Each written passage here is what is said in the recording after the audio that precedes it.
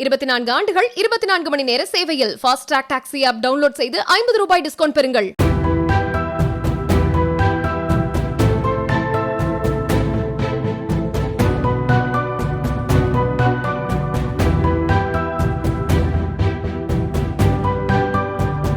மக்களவைத் தேர்தலை முன்னிட்டு இயக்கப்பட்ட 2899 சிறப்பு பேருந்துகள் மூலம் ஒரே நாளில் சுமார் 1,48,800 பேர் சொந்த ஊர்களுக்கு பயணித்துள்ளதாக போக்குவரத்து துறை தெரிவித்துள்ளது.